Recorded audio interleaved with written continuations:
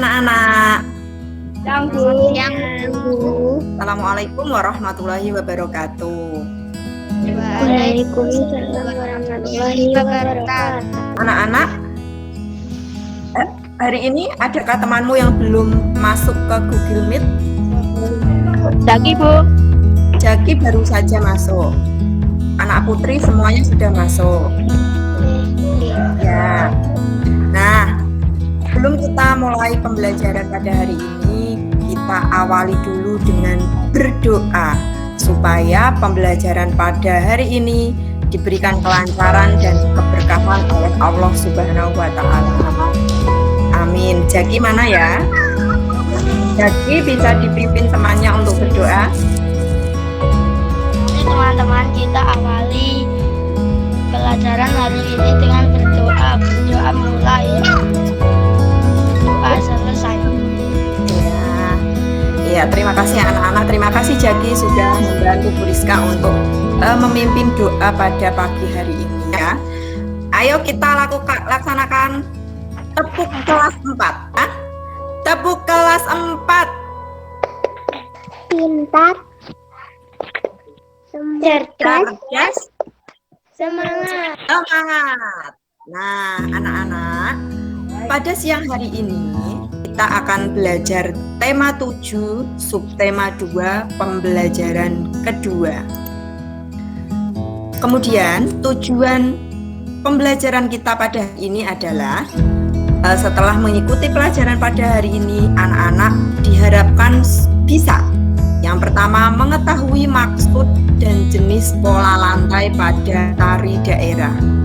Yang kedua, setelah mengikuti, menarik sekali bukan pelajaran kita pada hari ini? Sebelum kita mulai, Bu Rizka seperti biasa ingin mengajakmu untuk menyanyikan lagu wajib nasional. Marilah anak-anak kita nyanyikan lagu Garuda Pancasila dengan iringan berikut ini. Jeda.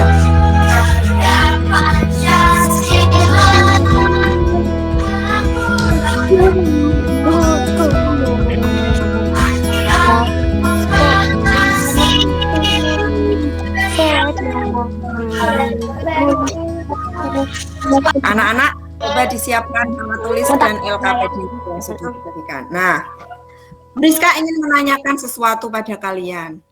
Sebelumnya, pernahkah kalian menonton pertunjukan tari? Siapa yang pernah menonton pertunjukan tari? Kalau sedekah bumi di desamu, pernah apa tidak?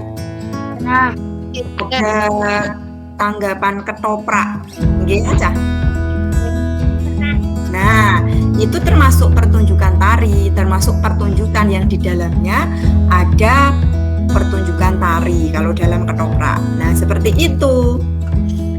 Maka hari ini kita akan belajar mengenai pola lantai pada pertunjukan tari.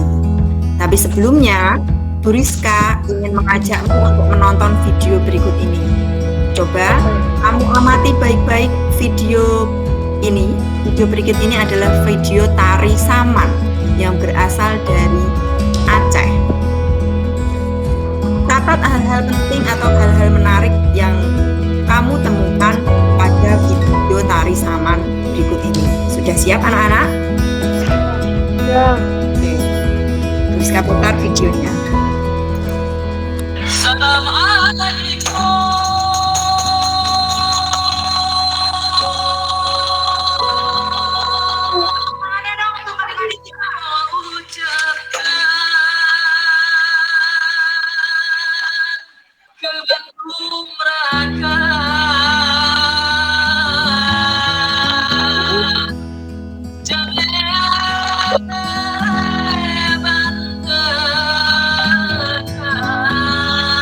Dari pertunjukan tari saman tadi, hal menarik apa yang bisa anak-anak sampaikan kepada Bu Rizka? Mungkin ciri-cirinya atau kostumnya atau apa yang paling menarik perhatianmu? Lagunya? Iya, lagunya seperti orang berteriak-teriak ya kalau dari Aceh. Oke ya Fit ya?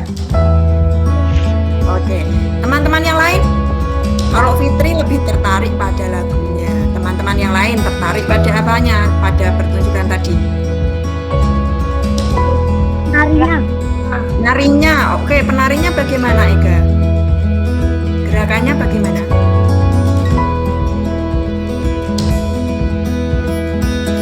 Gerakannya itu cepat sekali atau lemah gemulai? Iya, gerakannya cepat sekali, serentak pula. Meskipun gerakannya cepat, tapi juga bareng, ya. Kalau Revi, kamu lebih tertarik pada apanya, Revi? Pada bajunya. Oh, bajunya. Oke, bajunya menarik sekali ya, memakai mahkota di kepala, kemudian juga warnanya berselang-seling, seperti itu ya. Hal-hal yang membuat tari saman dari Aceh itu indah, bajunya, lagunya, iringan musiknya. Ada juga satu hal yang membuat tari saman itu indah. Kalau kamu perhatikan, duduknya penari itu membentuk apa, Cah? Lurus sekali atau bergelok atau memutar atau bagaimana tadi? Lurus ya. Selain lurus juga rapi sekali, gerakannya cepat dan serentak. Seperti itu ya. Nah, coba kita bandingkan dengan tari dari daerah lain. Kalau tadi kita sudah memperhatikan tarian dari Aceh. Coba kamu lihat pada layar di HP-mu. Ada berapa tari itu yang tampak di HP-mu? 3 tari. Yang pertama adalah yang kedua oke. Yang ketiga Tari Sriwijaya. gambar tarian tersebut ada hal yang sangat berbeda yang bisa kita perhatikan, yaitu susunan penarinya. Ya, coba kita lihat kalau tari saman, penarinya berjejer rapi dan lurus sekali. Kemudian tari kecak, penarinya bagaimana ini? Membentuk apa? Betul sekali. Kalau tari saman melingkar, ada ya satu orang yang ada di tengah-tengah. Kemudian tari Sriwijaya, membentuk apa ini? Melengkung ya. Itulah yang dimaksud dengan pola lantai pada tarian. Ada yang berbentuk horizontal, ada yang berbentuk melingkar, ada yang diagonal.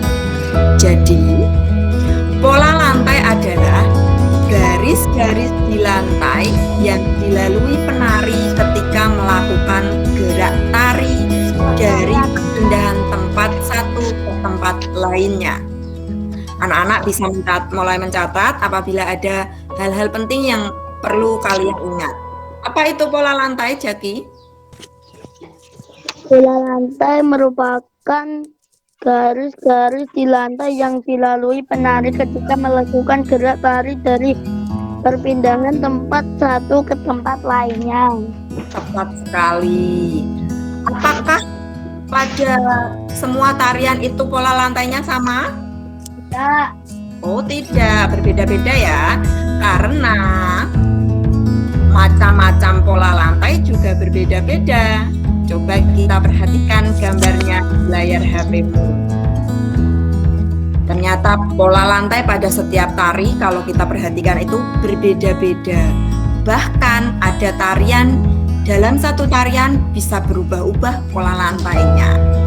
Kita perhatikan ya. Yang pertama, pola vertikal. Pola vertikal adalah pola lantai yang membentuk garis lurus ke atas. Bujur. Kalau bahasa Indonesianya itu disebut vertikal.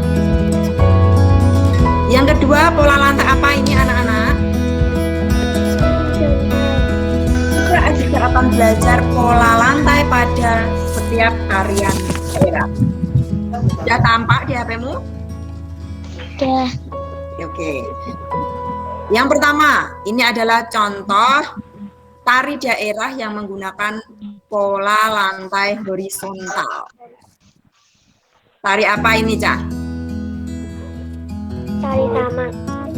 Tari saman menggunakan pola lantai horizontal. Kemudian jenis tarian, nama tarian yang menggunakan pola lantai melingkar apa? Tari kecak. Oke, tari kecak itu berasal dari Bali, betul. Anak-anak sudah belajar maksud dari pola lantai, jenis-jenis pola lantai.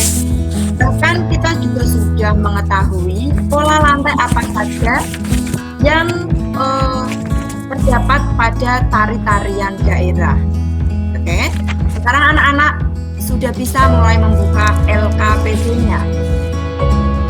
Kita buka kegiatan 1. Berdasarkan gambar di atas, dapat kita ketahui bahwa garis-garis lantai yang dilalui penari setiap tarian berbeda.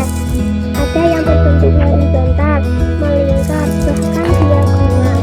Sekarang mari kita jawab pertanyaan-pertanyaan di bawah ini. Iya. Pada LKPD kegiatan 1 sudah ada 3 pertanyaan. Anak-anak bisa mulai menjawab berdasarkan penjelasan Bu Rizka tadi. Bu Rizka beri waktu 5 menit ya untuk menjawab pertanyaan, kemudian nanti kita diskusikan bersama. Oke? Oke. Ya, bisa dimulai dari sekarang. Anak-anak sudah selesai menjawab pertanyaan semua, karena waktunya sudah selesai. Berikutnya, pertanyaan pertama, siapa yang berani menjawab? Jaki, Bu. Oke, Jaki. Jaki ya? Iya. Oke, Jaki dibaca pertanyaannya, kemudian jawabannya. 1. Apa yang dimaksud dengan pola lantai pada tari? Jawab. Pola lantai merupakan garis-garis di lantai yang dilalui penari ketika melakukan gerak tari dan perpindahan tempat satu ke tempat lainnya. Oke, sebentar Bu Rizka tayangkan dulu jawabannya. Kita cari informasi apa saja yang dapat kita ambil dari teks berjudul Tari Kipas Pakarena. Anak-anak, siapa yang mau membantu Bu Rizka untuk membacakan teks berjudul Tari Kipas Pakarena? Kipas Pakarena menampakkan ekspresi kesenian masyarakat Goa yang dipentaskan untuk mempromosikan peristiwa Sulawesi Selatan. Dalam empat pakar berasal dari kata karena yang memiliki arti main. Terima kasih Revi. Ayo teman-teman kita beri tepuk tangan untuk Revi karena sudah membantu Bu Rizka. Nah, anak-anak, jika kita perhatikan teks berjudul Tari Kipas Pakarena, ada terdiri dari berapa paragraf teks tersebut? 4 paragraf, tepat sekali. Nah, kita perhatikan paragraf pertama. Dari paragraf pertama itu kita bisa menemukan informasi berasal dari daerah manakah Tari Kipas Pakarena? Sulawesi Selatan. Oh, tepat sekali. Kemudian paragraf terakhir yaitu paragraf keempat. Informasi penting apa yang bisa kamu temui pada paragraf keempat?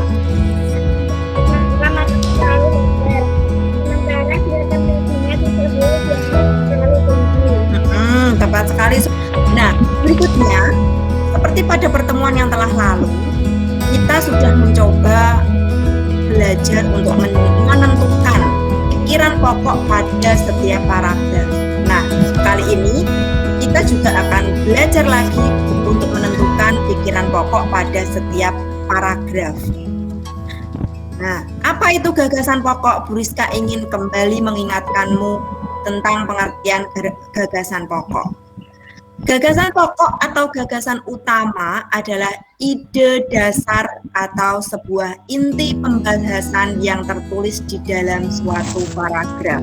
Nah, berikutnya, cara menemukan gagasan pokok. Yang pertama, tentu dengan cara membaca dengan cermat. Kemudian menemukan kalimat utama. Kalimat utama bisa di awal, bisa juga di akhir. Nah, itu anak-anak cara menentukan gagasan pokok. Ada yang ingin ditanyakan dari penjelasan Bu Rizka tentang gagasan pokok atau pikiran pokok? Sudah. Jika sudah jelas, anak-anak bisa kembali membuka LKPD kegiatan kedua. LKPD kegiatan kedua ini dapat kamu selesaikan apabila kamu sudah membaca teks yang berjudul Tari Pakarena. Nah, tadi kita sudah membacanya, sekarang giliran anak-anak untuk menulis jawabannya. Oke? Apakah cukup teks di atas? Ya, ditulis dulu jawabannya langsung di LKPD-nya.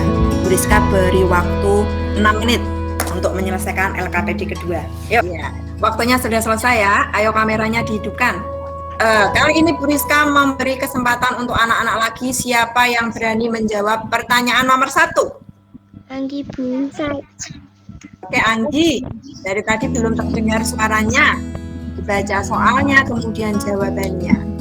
Apakah judul teks di atas? Jawab, Tari Kipas Pakarena. Iya, teman-teman setuju dengan jawaban Anggi? Setuju. Tepat sekali, Anggi. Kemudian soal kedua. Siapa yang berani membacakan jawabannya? Tentukan pokok pikiran dari masing-masing paragraf teks di atas. Jawab, paragraf 1. Tari Kipas Pakarena merupakan ekspresi kesenian masyarakat Goa, Sulawesi Selatan. Oke, kemudian? Selanjutnya, gerakan-gerakan itu pula yang dipakai penghuni lino sebagai ritual untuk mengungkapkan rasa syukur kepada penghuni Boting Langi. Nah, anak-anak, tadi kita sudah belajar tentang Tari Kipas Pakarena yang berasal dari Sulawesi Selatan. Berikutnya, seperti namanya, yaitu Tari Kipas Pakarena, maka tarian ini memanfaatkan kipas sebagai propertinya. Kamu tahu kipas kan? Anak-anak mengerti kipas? Ngerti. Ya. Jika zaman dahulu kipas digerakkan dengan tangan, ya, digerakkan dengan tangan supaya cuacanya menjadi lebih adem, lebih sejuk. Tapi pada zaman sekarang kipas itu diganti dengan kipas angin dan AC. Anak-anak tahu kipas angin dan AC itu bisa berfungsi dengan baik apabila disalurkan dengan apa? Tepat sekali. Berbeda dengan kipas zaman dahulu. Kalau kita gerak-gerakkan, dia sudah berfungsi dengan baik. Tetapi kipas zaman sekarang, yaitu kipas listrik dan AC, harus disalurkan dulu dengan arus listrik supaya alat-alat ini bisa berfungsi dengan baik. Nah, kipas angin dan AC itu, anak-anak, merupakan contoh dari alat elektronik. Apa yang dimaksud dengan alat elektronik? Apakah dia HP-mu sudah tampak? Tampak. Ya. Alat elektronik adalah alat yang bekerja menggunakan listrik. Contohnya tadi kipas angin, AC. Nah, anak-anak, energi listrik merupakan bentuk energi yang paling banyak gunanya karena dapat diubah menjadi berbagai bentuk energi lain. Seperti pada alat-alat elektronik kita di rumah. Contohnya, lampu. Lampu apabila sudah ditekan sakarnya sehingga bisa hidup, lampu dapat mengubah energi listrik menjadi energi cahaya. Kamarmu yang tadinya gelap bisa menjadi terang setelah lampu dinyalakan. Berikutnya ada alat elektronik setrika yang mampu mengubah energi listrik menjadi energi panas. Anak-anak sudah mengerti bentuk-bentuk perubahan energi listrik pada alat-alat elektronik? Sudah. Ada pertanyaan? Yuk. Oke, radio. Ada pertanyaan dari Zabi. Kalau radio yang kita dengarkan itu berarti bisa mengubah energi listrik menjadi energi apa? Yang bisa kita bunyi, betul sekali. Nah, selanjutnya anak-anak, kita buka LKPD kita pada kegiatan ketiga. Anak-anak, tugasnya adalah melengkapi titik-titik pada tabel tersebut. Ngerti ya? Bu Rizka beri waktu 3 menit karena itu sudah dibantu Bu Rizka kalimatnya, tinggal mengisi sedikit-sedikit untuk mengisi LKPD ketiga. Waktu dimulai dari sekarang. Iya, waktunya selesai anak-anak. Halo. Iya. Oke. Nomor 1, alat elektronik nomor 1. Siapa yang berani menjawab? Saya Bu. Blender berfungsi untuk Untuk apa? untuk menghaluskan buah. Terus? Untuk energi listrik menjadi energi gerak. Tangan buat jadi betul sekali. Energi listrik menjadi energi gerak. Teman-teman setuju ya? Setuju. Berikutnya yang kelima. Ayo Anggi. Lampu belajar berfungsi untuk menerangi buku di saat belajar. Oh betul. Menjadi energi cahaya.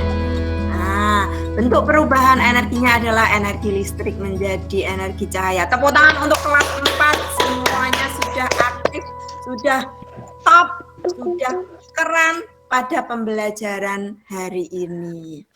Nah, anak-anak, hari ini kita sudah belajar banyak hal. Yang pertama tadi, walaupun agak trouble ya. Pertama tadi kita sudah mempelajari bentuk-bentuk pola lantai pada tari daerah. Kalau coba kita ingat-ingat lagi ya, pola lantai pada tarian tadi ada berapa jenis ya? Ada 4. Betul, ada 4. Kita sebutkan bersama-sama. Berbentuk Horizontal, Oke. melingkar, diagonal, Yang keempat vertikal.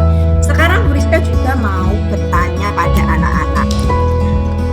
Hal menarik apa saja ya? Menurutmu apa yang paling menarik dari materi-materi yang telah kita pelajari tadi? lantai. Itu menyukai pola lantai. Kesia, tari kipas Makarena. Berikut ini adalah link evaluasi yang bisa kamu kerjakan nanti setelah pembelajaran tatap maya ini selesai. Nanti akan Bu Rizka bagikan linknya di WA group ya. Nah anak-anak, hari ini kita sudah belajar mengenai gaya listrik. Bu Rizka ingin memberimu pesan-pesan. Energi listrik adalah energi yang bisa membantu kegiatan kita sehari-hari. Bayangkan jika pasokan energi listrik di bumi ini telah habis, pasti akan sangat mengganggu kenyamanan kita, bukan?